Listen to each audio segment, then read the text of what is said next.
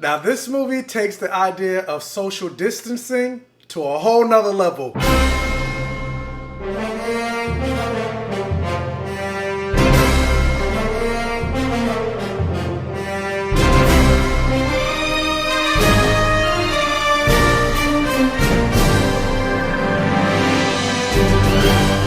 Alive is the latest movie coming out of Netflix, and it tells the story of the rapid spread of an unknown infection has left an entire city in an ungovernable chaos. But one survivor remains alive in isolation, and this is his story. And considering this movie came out of Korea and so did Train to Busan, if you would have told me that this movie was a prequel, a sequel, or it takes place during the same time period of Train to Busan, I would believe you. Because just in the way the zombies react and move around each other, it almost seems very Train to Busan-like. Now with that said, I did not like this movie as much as I liked Train to Busan, but there was definitely some fun to have with this movie. Now in watching this movie, you follow this one character whose name is Oh Jun-wo. He's a gamer, he likes to interact a lot on social media. Basically, he would be me if I was trapped in a zombie apocalypse. And so with that, you find he doesn't have a lot of useful skills that you would want to have being in a zombie apocalypse. He's somebody that you wouldn't want to be around in a zombie apocalypse, because unlike somebody like, say, Rick from The Walking Dead, he wasn't a former cop, so he's not an excellent shot. He's not great with a katana like Michonne. He's basically just a regular guy, and he's a regular guy trapped inside of his house, because just like in the real world with COVID-19, you don't want to go outside because the outside world is a very, very bad place, populated with zombies, and you could possibly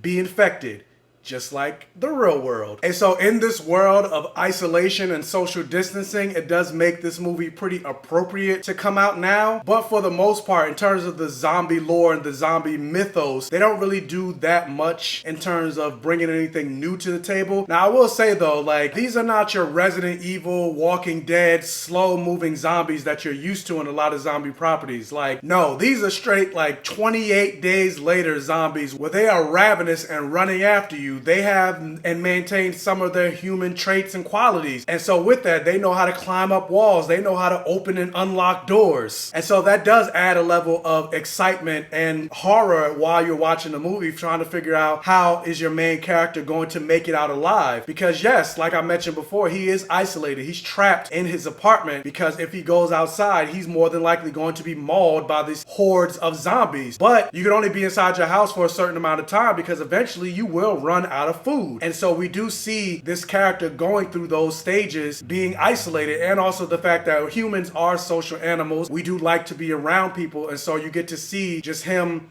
start to go through some levels of depression, being alone and not hearing from his family, not hearing from his friends, not knowing what's happening in the world. And I feel like the actor did a pretty good job with showing that. However, in terms of the script itself, we didn't really get that much from the main character. Like, I think about another property where the character was alone for most of the movie, I Am Legend, with Will Smith. And the beauty about Will Smith, Will Smith's a great actor, but also the fact that he had moments where he was talking to himself with the mannequins that he set up throughout the town. So you got to see more of his personality, or you got to see him interacting with his dog. So you got to get more of the character. But with the character of Oh Jun-wo, because he was by himself through a lot of the movie, and there were no mannequins that he was talking to, no dog that he was interacting with. It was just him. That first half of the movie, I don't want to say it was boring because I think the actor did a good job in portraying it. So the actor made it interesting, but at the same time, there still wasn't that much happening. And it's not a spoiler to say, well, in any of these types of movies where you think you're alone, eventually you run into somebody else. And plus, if you look at the posters, there's another person on the posters. So based on that, you know at a certain point he does interact or come across another person named Kim Yo-bin. And I feel like when that happens, that's when the movie not takes off, but that's when it starts to get way more interesting. And seeing their chemistry and interaction with each other, that's when you start to really understand the character of Oh Jun-wo more. But yeah, overall, I didn't hate this property. I thought it was something to watch. It was interesting, and if they do continue with these characters further on, I'd definitely be willing to check it out. So, but yeah, I would say overall for me, hashtag Alive broke a little bit more than even. But yeah, have you guys seen hashtag Alive? What did you think about it? Also, what are some of your favorite zombie movies or zombie properties? Let me know down in the comment section below. Also, if you can, hit that thumbs up button and like this video to really help out the channel. And if this is one of your first time watching one of my videos, please check out the other videos on my channel. And if you like what you see, please subscribe for more and hit that bell notification button so you're alerted every single single time I post a new video. And tell your friends, families, and neighbors about my channel to help me continue to grow. And as always,